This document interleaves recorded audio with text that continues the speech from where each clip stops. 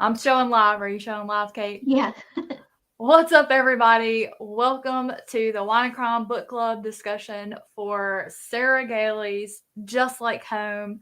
This is the first author that has come up twice for the book club. We read their book, The Echo Wife, a few months ago, 3 or 4 months ago. It was such an interesting conversation. That's one thing you can say about Sarah Gailey's writing style. They really know how to write a book that's going to have some lively discussion. And this one, I think, is going to have yet another lively discussion. So I am excited to talk about this with you guys. For next month, we will be reading The Thursday Murder Club by Richard Osman. I am so excited. This is about a group of senior citizens in a retirement home. They meet every week in the jigsaw room to talk about cases. Then they find themselves in the midst of a real case, and it makes me think of that movie Red that had Morgan Freeman. Oh, who were the other three? I can't remember the woman actress, but she's playing in 1923, which is part of the Yellowstone world. At any rate, I think it's going to be Helen a fun Mirren. time. I think that is John Helen Mirren. Malkovich. Yes, that was such a fun movie. Oh, that's okay, Stacy. I'll leave the channel down there. Kate and I will be excited to follow your comments as you read it because this has been fun. I have been loving watching everybody as they read the book, and then when they get to a certain part of the book, because I can't wait to see what's going to happen when they get to that certain part of the book. And Tara's here. Hello. So, a brief synopsis of Just Like Home. What appealed to me is the haunted house. The flirting with, is it a haunted house? Is it not a haunted house? That's what I was attracted to. I love haunted houses, but on the opposite side of that coin, I am a snob when it comes to haunted house stories. It's got some stiff competition.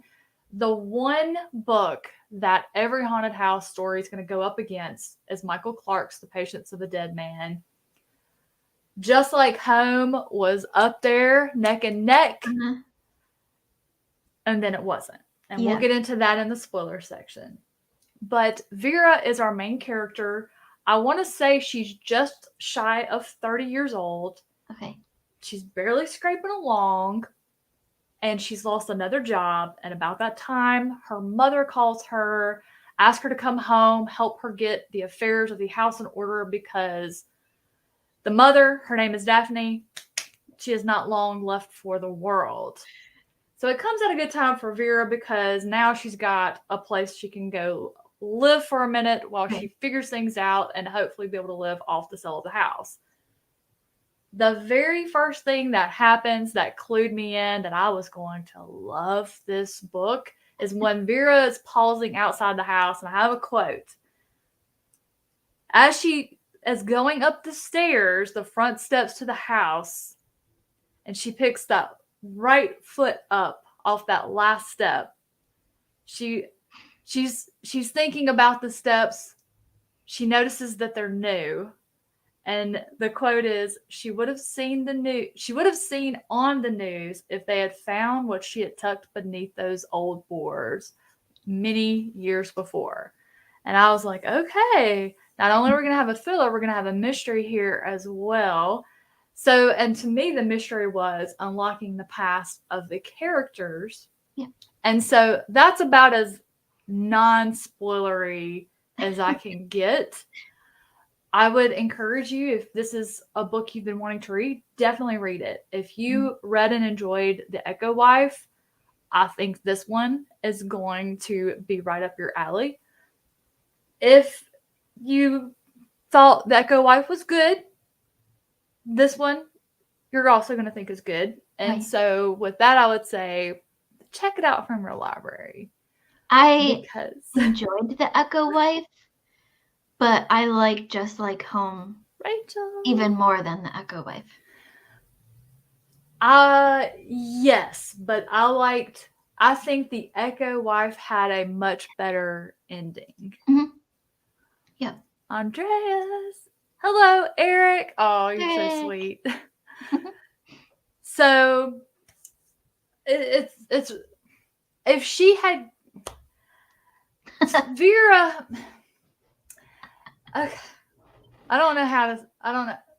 All right, what I liked about the Echo Wife, it had an open ending. We had a direction, so the author had an avenue that a reader could take their imagination and have fun with it. Yeah.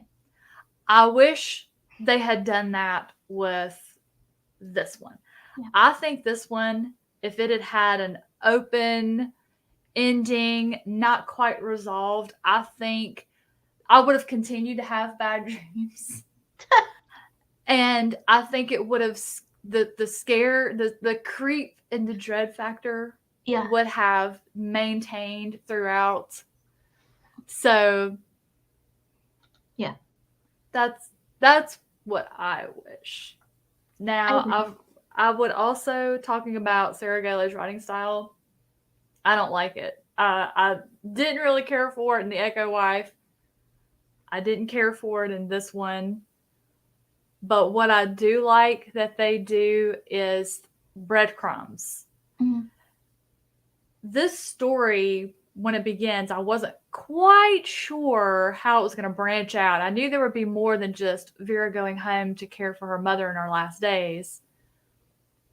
But the writing style was a little bit of kind of toying with you, a little bit of there were 10,000 questions raised by what I read, and I was getting no answers, which was, give me some answers. If you're going to give me that many questions, give me a few answers to kind of be like, oh, okay, yeah, I see what you're doing.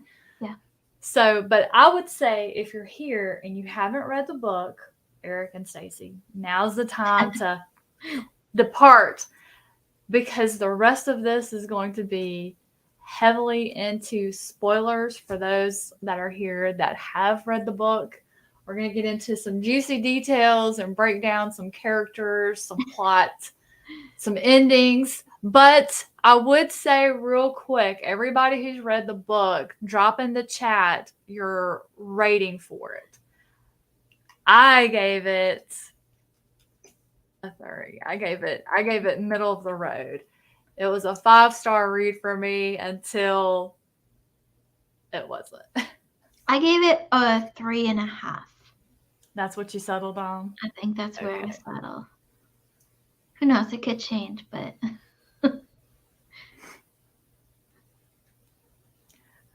Andres gave it 5 full stars. Rachel's got a 4. Yeah, I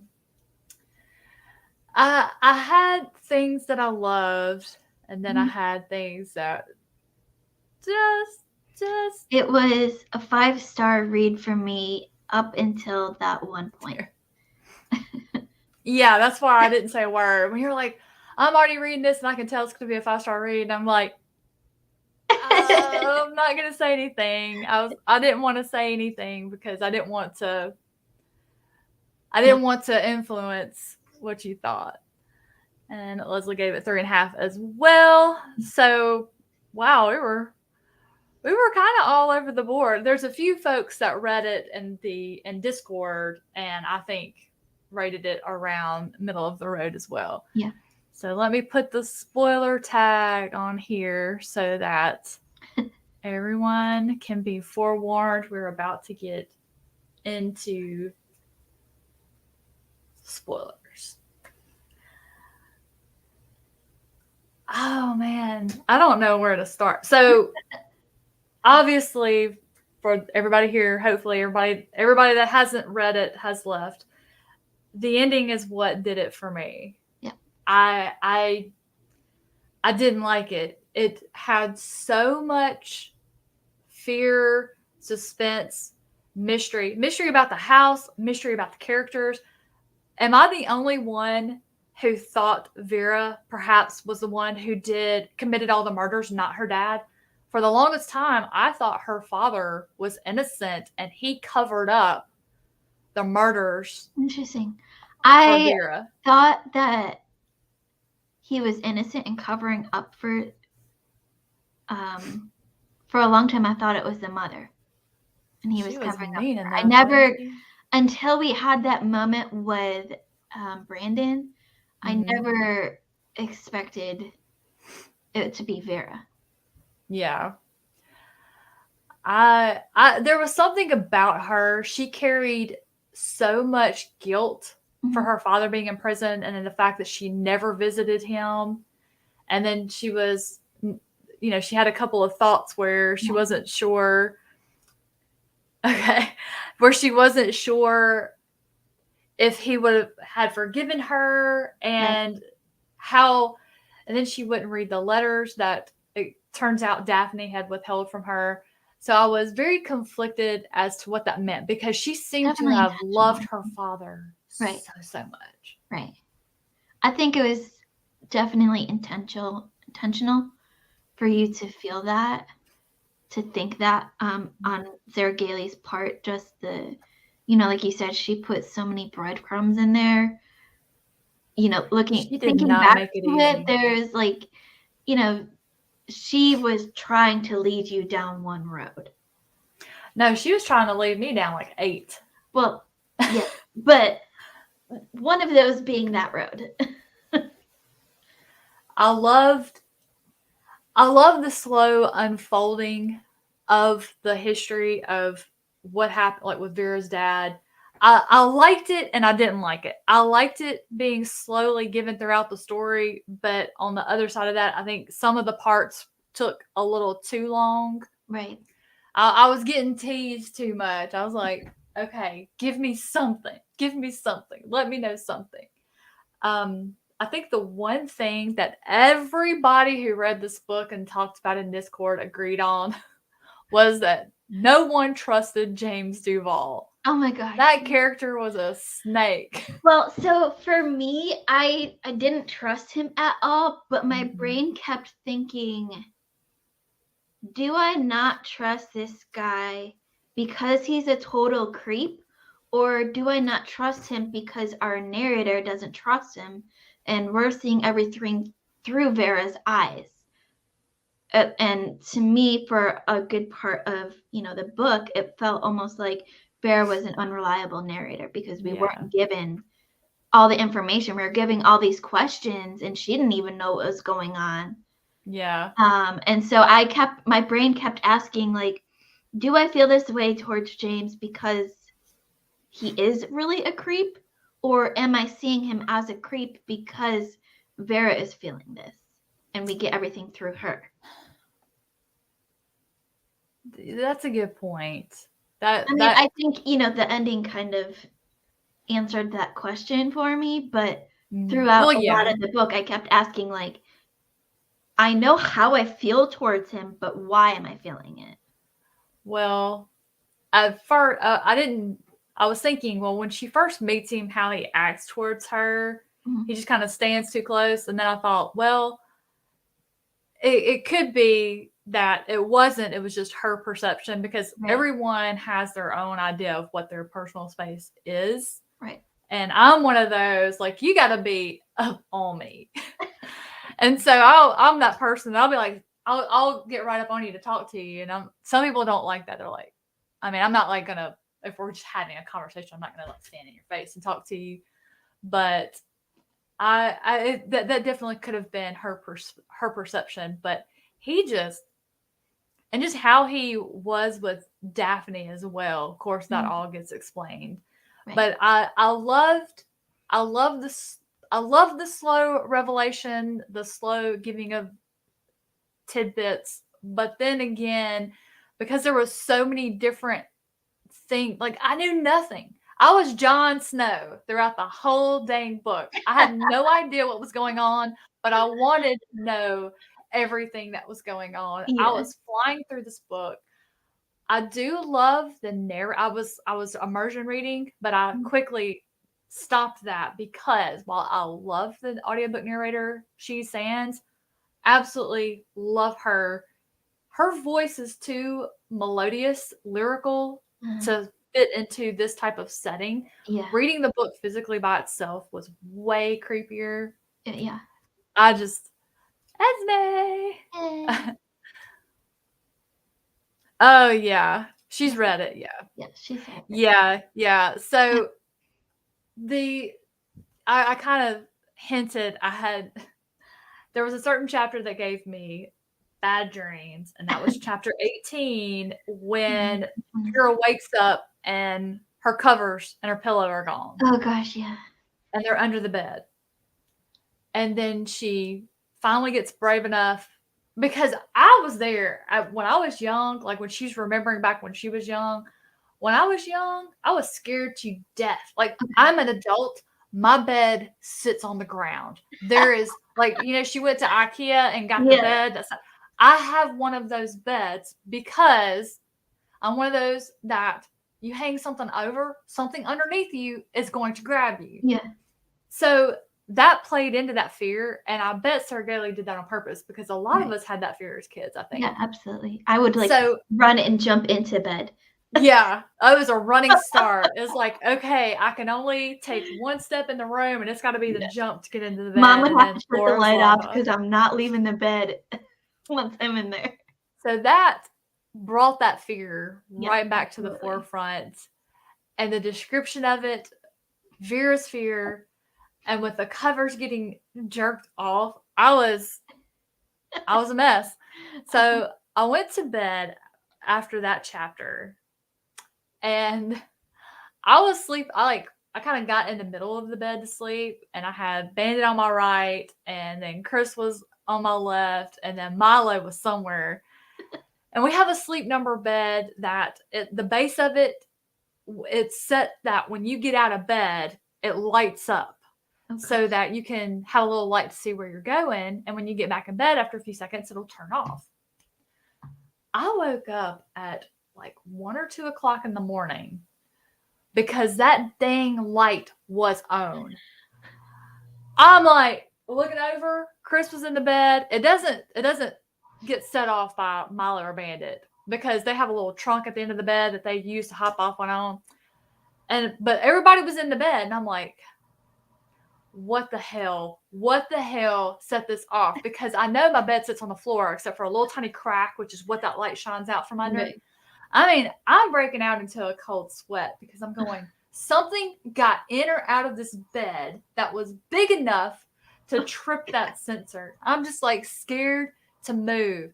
And the light did not go off.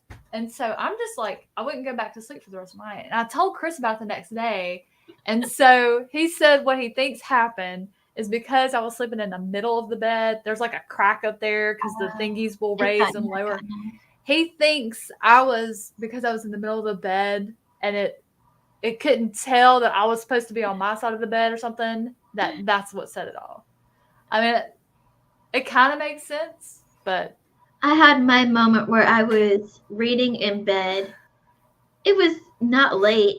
It was like 7 o'clock at night, but it was dark because it's winter, so it gets dark early. And I'm sitting there reading, and all of a sudden my bedroom light starts to flicker.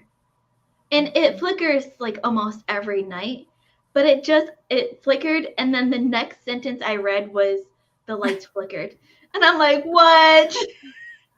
Yeah, that's good. I quickly put that book down and moved on to Eye of the World after that.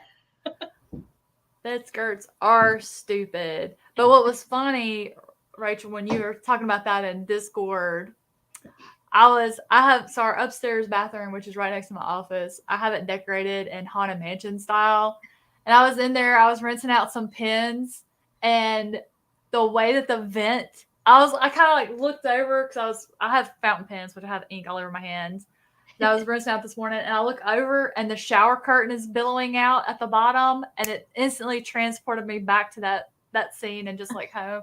But there's a vent that like shoots across from the ceiling into the shower, and I guess it just bounces off at the bottom. I was like, so as far as atmosphere, Sarah Gailey has that nailed down. Yep. Yeah, that was true.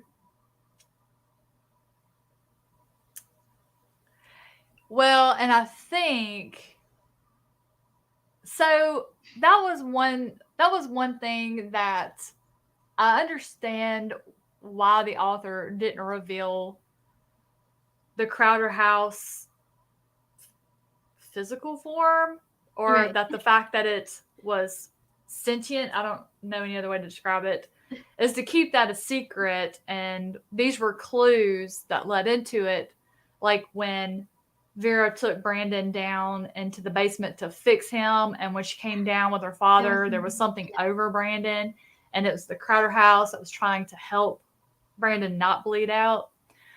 So I think that was trying to tie in that yes, there was a presence there, but oh my goodness. See, I have where I actually shower downstairs doors. I can't do curtains because I have dogs that will Oh gosh. join me. If Yeah. my old house had a big garden tub, I was like, oh, this is gonna. When we moved in, I was like, this is gonna be great. I'm gonna take a bubble bath. I went in there 2 minutes. Here comes Milo racing in and jumps in, starts eating bubbles, and I'm like, well, that was no fun bubble while it bath for lasted. both of you? Yeah. Milo says, yeah, let's take a bubble bath. So let's see. But yeah, the ending, it just got a little cheesy It when we felt found wrapped up out. too nicely. Yeah, when we found out the Crowder house was getting into Daphne's body, I liked that. I was fine Right. with that. But it was, and I just, maybe if it wasn't so friendly, like it I don't know, just it loved, like, I'm torn. Like, it loved Vera. The house was built by her father for his family, and I just kind of almost wish it had just been angry at everybody. Like, it Right. wanted the artist out because the artist was destroying the house, Right. hurting the house. But I don't know, them being like partners in crime, what it felt like going forward. I don't know. I just and it felt I too also wanted it to have some kind of a connection to the father, because the father built the house. So I was like, I wanted, there to be something of the father in it, but it was just like the house, like all of his victims and stuff, the blood and everything made it That's up. what made the Crowder house, yeah. But there wasn't, like, for me, there wasn't that kind of that solid connection to the father, and I'm like, well, I think that's because when she was a little girl and she was hiding in her closet and she was looking for that friend, right, and it was just soaking up all the bad things that Vera's dad was doing, and that's kind of how it came to be. yeah, Or I don't know. I can't put my finger on it. It felt too cozy, I think. I wanted it to have the same energy and feel, because I was like, up until that point, this book had me on the edge of my seat. I was properly creeped out. And then the ending was like, or what I was thinking when we started getting kind of there, Vera and Crowder House are like BFF, and I'm thinking maybe we're gonna have like a sort of scene at the end, like all the Friday the 13th movies, the one survivor, like at the end of the, like, I think the original one, she's like sitting in the boat out in the middle of the camp lake, and he like comes out at the end out of the water and like grabs her, and like they go back under. I was expecting, with the way it got a little cozy there, I was expecting something like that to, and I didn't get it. Yeah, it could be. Maybe if it had ended with them like going to work on James or something. I don't know. It's probably one of those. I'll definitely. It's like this book made an imprint on me. I will not forget this book anytime soon. Like I said, this morning I'm in there rinsing out fountain pens, and I look over and my shower curtain's billowing, and I'm like, I am not looking behind it. Yeah. That's not happening. No. And anytime a book gives me bad dreams or scares the absolute stuffing out of me, that's a good. At the time when I am having a heart attack, it's not enjoyable. Right. But in the light of the next day, I'm like, man, that's awesome. Yeah. When Sharon was asking about the book, I'm like, well, it scared the crap out of Leslie, so there's your sign. Hey, Allie, welcome. Well, it did, and then it didn't. Right. So, but yeah, I don't know if Sharon finished it yet or not. Yeah, But when she she asked me if it was scarier than another book she and I read, I was like, no, definitely not. That one ended with a scarier than it started. I would say it had the potential to be so good at the end. Yeah, but yeah, it's hard to determine where I would rate it. Sarah Gailey just has such a unique style that it's hard to place it. It's hard to describe it. But there are things that I love about it, and there's things that I don't love about it. But it always stimulates a great conversation. It's almost like it's intellectual, but for the lay people. Yeah, and and reading the afterword of the author's note at the end. I love that one. That might have been like my favorite part of the whole book. Yeah, and I always read those because they provide such insight. Right. And I'm not sure what all trauma that she suffered, but she's been through some stuff, and I think I think what they're trying to do is exercise some of those demons in their stories, and I like that. But I'm also hoping they have other things up their sleeves. Yeah. Esme, you may be right. You may be right. We have read some very dark things, and our little black hearts have loved them. I don't know, because the ending just didn't feel like it fit with the rest of the book. To me, it wasn't. I wanted it to be creepier at the end. It just had a totally different tone than the rest of the entire book. And when I'm reading a book, whether it's the beginning or the end or the middle, if it's something, a tone changes that much, it jars me out of the story. And I don't, I want to read to the end of the page and be like, okay, or at the end of the book and be like, yes, that was, this book is this. You can say like the first 3/4 of the book were terrifying and super creepy and gave us all nightmares, but then the end was like, almost like it was like twisted towards being almost like a YA book. Yeah, so I've read The Haunting of Hill House, and that is, in my opinion, it's not that similar because, well, I would be spoiling the ending if I actually went into detail. That one is more of what's happening. It's that has to do with the characters. It is the characters who are, in my opinion, haunted internally, and they are projecting. It's not. It actually, The Haunting of Hill House isn't actually that scary.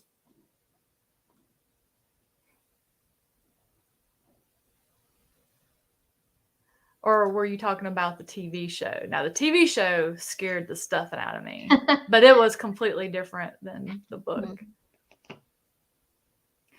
Yeah. So Yeah, I was wondering that too. at first, when Vera says, "I'm not into men, I don't date men," I thought that meant maybe she was into girls. Right.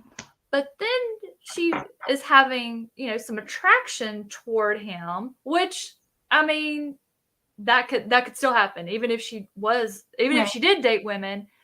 You can still appreciate the physical A good-looking form man. of somebody else, right?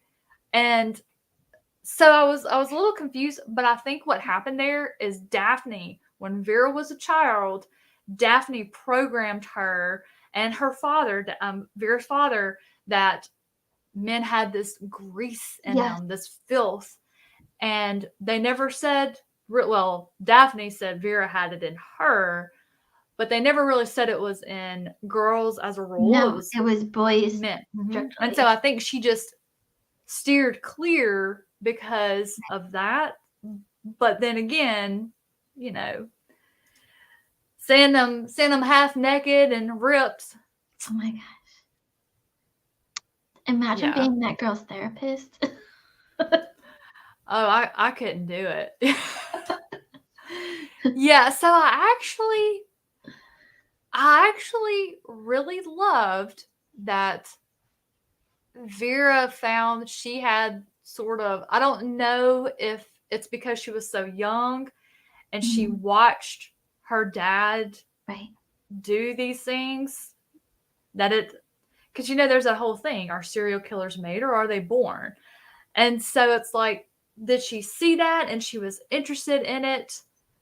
So that's how she wanted to fix Brandon, or if she had the courage to do that because she just really cared for Brandon. I mean, that's what I like about Sarah Gailey's writing. They make me question things and have fun thinking about it. Yeah. And that's also what I think was making the bed skirts billow, is the peephole that was in the floor under her bed. I think because that was open, I kind of opened up a little bit to put that in. I bet there was air coming out of those cracks, making it billow. Yeah. That's what I told myself anyway. But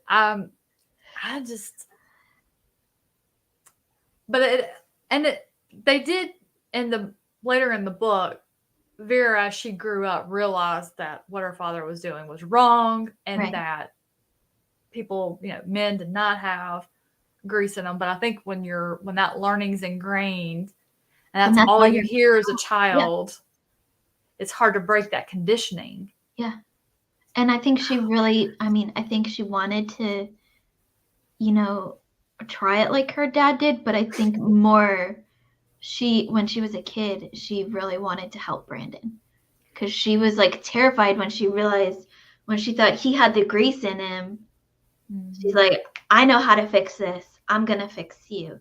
And then when she realized that she didn't do it right, she was terrified. Like, she was like, she didn't even think to like call for help or anything. She just went straight to her dad because he knew how to do it right and he knew how to fix it for real. And, she kept telling Brandon, like, he's going to fix you. He's going to make it better. I just messed up. Yeah, I almost wanted to see more of that in her.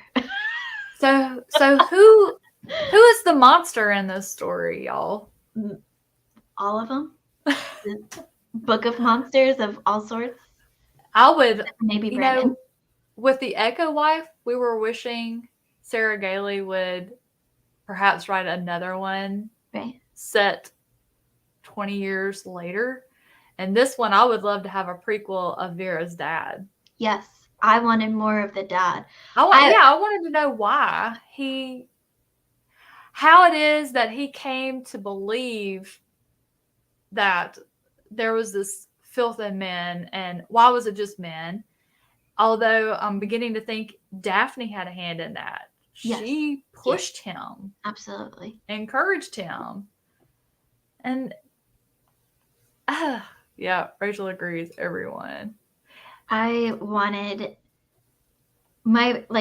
recognized that moment where Brandon was down in the basement and the house was trying to, save him.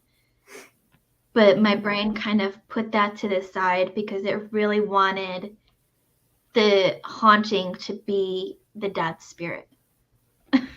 Yeah. I think because I loved those flashbacks that we got of Vera as a kid and those moments that she had with her dad, that relationship building. I wanted something special with Vera as an adult with her dad. Wasn't expecting the serial killer moment, but that threw me for a I loop. wanted more of the dad. I had finally realized, like, I suspected she was a serial killer in the beginning. When it finally gave it to me in black and white that the father did commit the murders, she watched. Right. And then when we get to the end, I'm like, I was not expecting that. I wasn't expecting Vera to turn out like she did. I was not expecting Daphne to actually have full knowledge of what was happening, that her husband was killing these men and she was encouraging it. I mean, I wasn't expecting Crowder House to have a physical form. Oh my gosh, no. None of that. I don't know what I couldn't figure out if the house was actually haunted. I was suspecting James had found the journal and he was the one sneaking about, doing all of the things, trying to run her off. So I had it in my head, this was mundane. Yeah. I was like, there's nothing supernatural at play here. This is James Duval is doing stuff to aggravate Vera. And I'm like, she has this mental condition. You know, when she was a child, she maybe witnessed her dad killing somebody and she splintered off, created another personality, like to protect her when she was snapping 4 times and doing that. Like, I thought because I've read so many books, like, where they would, like, create another personality that would, like, step in. And so that's where I was going. I was thinking it was all going to be psychological and the house was just a house. And so, but yeah. I also wanted to know what she told James's father. Because, that conversation kept, being brought up and hinted at, but we never knew what the extent of that conversation was. Yeah. And just like Esme says, right, good atmosphere lingers because there's never clear answers. Do you think Vera makes her final decision to stay out of strength or because she has been manipulated her whole life, not gotten? I think she did it to be loved. I think when the Crowder house loved Vera, Vera saved it from James. And each of them, kind of separate, were weak. The house needed Vera to come home to help. She did. And when Vera saw the house in its actual form, and she didn't think it was ugly, she showed it love and compassion. She touched it. She hugged it. I think when they discovered their love for each other physically, like that, I think that's what they both had been wanting and needing. Somebody to see them for who they really are and love them unconditionally. Vera, the whole time throughout this book, wanted her mother's love. She had her father's love. She wanted words of approval from Daphne. She wanted just to know that she was loved. That throughout the whole story, Vera just wanted to be loved, and the house gave that to her. So I think she did it. She had her dad's love, but it wasn't until she started seeing those snippets of the letters that she realized how much he loved her. Well, I think what happened is she always knew how much he loved her, but because she was responsible for him getting locked up and then later dying in prison, and she never would talk to him, and she didn't know he was writing, I think that messed her up.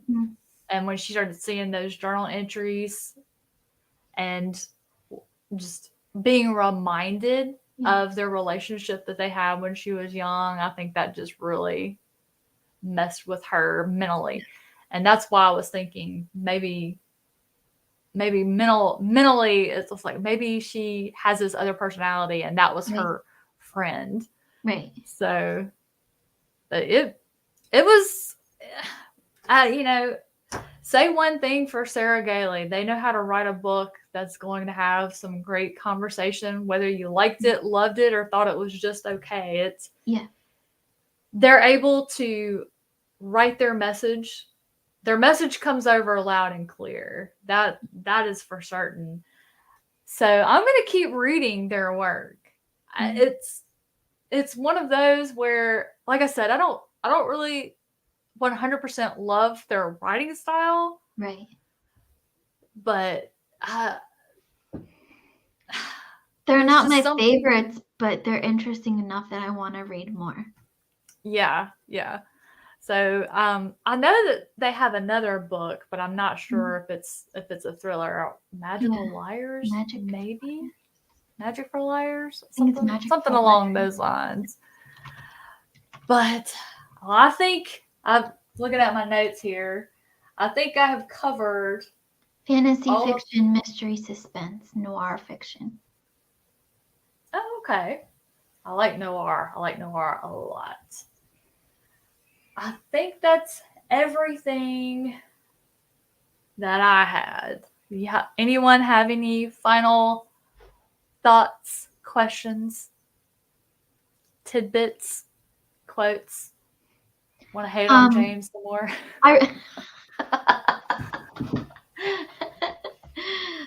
The quote that I wrote down was, her mother has told her several times not to sneak, as if it's Vera's fault that nobody pays attention to the sounds of her life. And to me, that quote just stood out because people always say that I walk sneakily, and I'm like, I'm just walking normally. You just don't hear me. But then, like, the way that she phrased it with the nobody pays attention to the sounds of her life was written in a way that I had never seen before. I don't know. It was just something. It makes your heart hurt for the character. Yeah. And that line, that quote made me remember The Echo Wife, when the main character was taught by her mother to be very, very quiet, and she would walk on the stairs like right next to the wall very slowly. And, the mother would always let her know if she heard her or not because they were sneaking around the father. So, yeah, that was a common thread I found between those two novels. Oh, this is going to be funny. Just Like Home, a heartwarming story about a lonely young girl growing up to find a best friend and fulfill her life's calling. Well, that's hilarious. Like, if I read that and then read this book, I would be pissed. Die laughing. Yeah. When I read it and I was like, okay, this is about a serial killer haunting house. I'm like, Leslie's going to love this. And then I'm like, oh, wait, and now we have a kid of a serial killer that's, like, trying to do this too. Tendencies. I'm like, oh, my gosh, this is so up Leslie's alley. Yeah. What does that say about me? I am messed up. I don't know why it's fascinating. I guess because it's so scary to me, because serial killers are monsters that are real. Yeah. And you never know who they are. They just like Criminal Minds. hide amongst their prey. They look just like their prey. Absolutely. So I guess that just, I am learning how to find them. Okay. If we have any questions, call Leslie. Yeah. You got questions? You see somebody suspicious? This guy named James Duval just moved into the neighborhood. Oh, yeah. His name automatically. He's a killer. But I think, we will wrap it up here. Kate and I will be meeting on Kate's channel here in about half an hour. So I have time to go make me some coffee. We're going to be chatting about The Eye of the World, first book in the Wheel of Time series by Robert Jordan. Reread for both of us on this particular book. So if y'all have read that one, come on over to Kate's channel in about half an hour, and then we'll be chatting about that one. So thanks everybody for joining us today and discussing this intriguing story by Sarah Gailey. Yeah. They have provided us lots of entertainment and having fun discussing the book. So hats off to her for being able to do that. But guys, we're going to wrap it up here. See y'all in 30 minutes. If you've read The Eye of the World on Kate's channel, join us next month for the Thursday Murder Club. I've already got a channel made in Discord, which if I remembered, it'll be in the description box once this goes up live on YouTube. You can click on that, join us for talking about that one. Yep. So y'all have a great rest of your afternoon, and we'll catch y'all on the next one. And now we hit